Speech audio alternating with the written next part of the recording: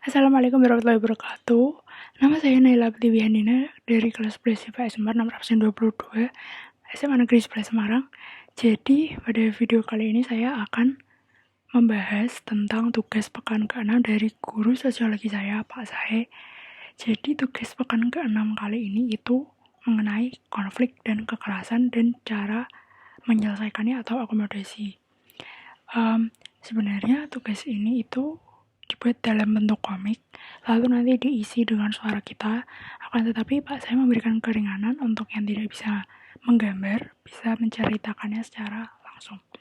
Jadi langsung saja kekerasan yang akan saya bahas pada kali ini itu tentang kekerasan dalam rumah tangga.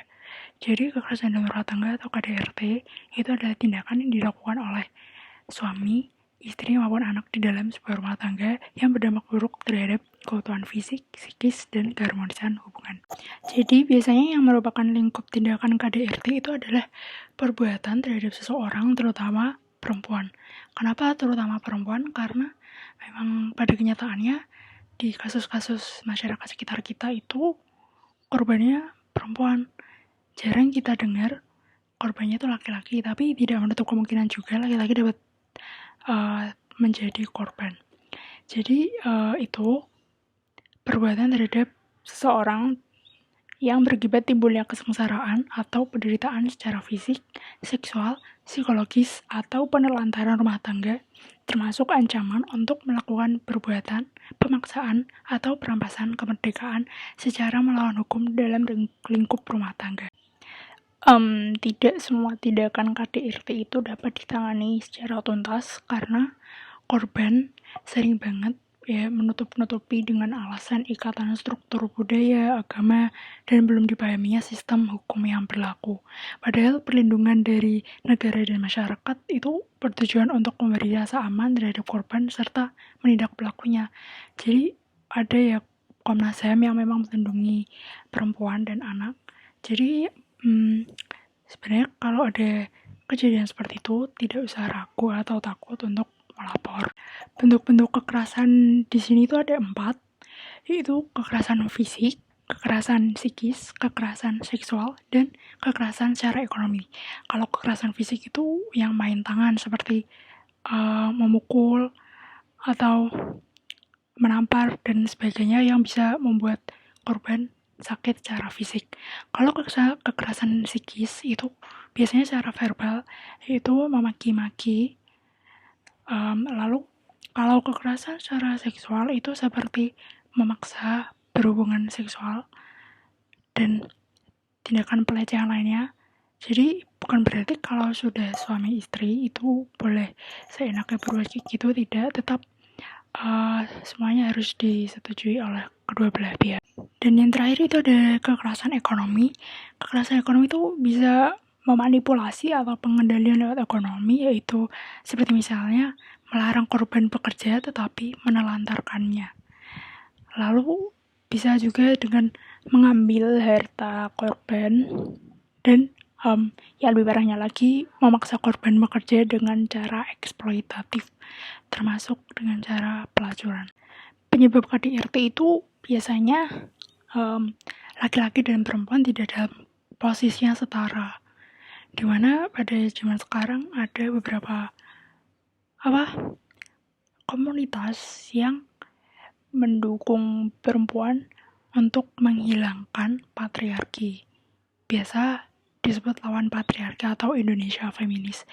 Di situ komunitasnya menjunjung tinggi hak dan persamaan derajat laki-laki dan perempuan, jadi tidak boleh ada perbedaan dan perbedaan itu merugikan salah satu pihak, terutama perempuan.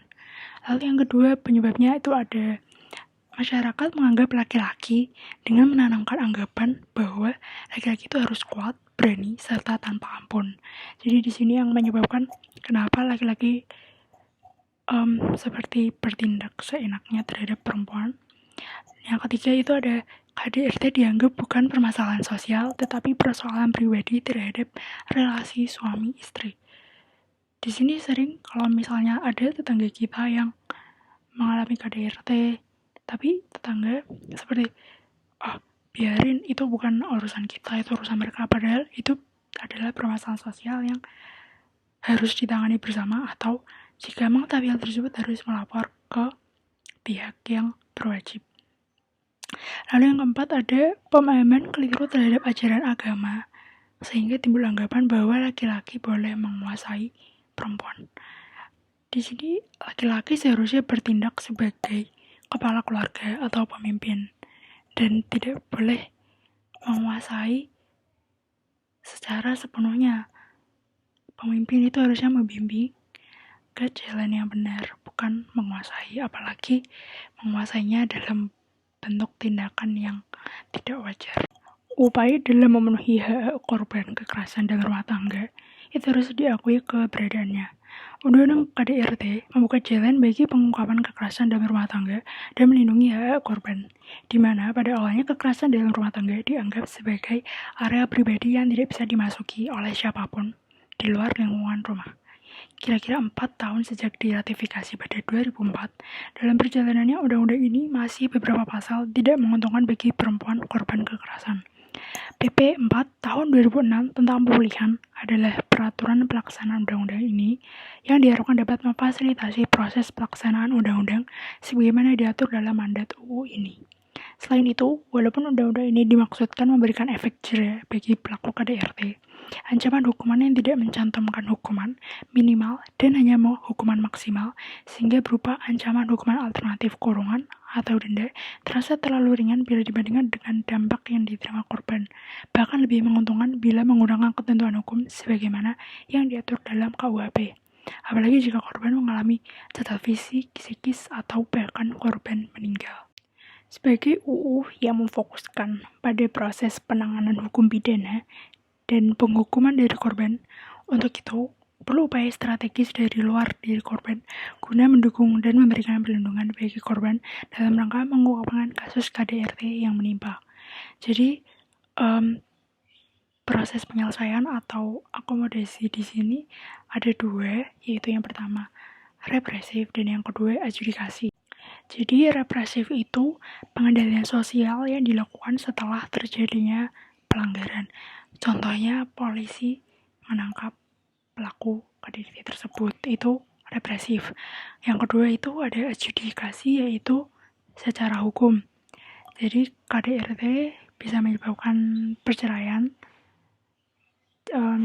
jika korbannya sudah tidak mau lagi bisa melakukan perceraian, dan itu secara hukum, jadi bisa diselesaikan dengan cara adjudikasi. Cukup sekian yang bisa saya sampaikan. Jika ada salah kata, saya mohon maaf dan semoga bermanfaat. Untuk kalian yang mengetahui ada kasus kekerasan dalam rumah tangga, segera lapor ke yang bertanggung jawab atau pihak berwajib. Wassalamualaikum warahmatullahi wabarakatuh.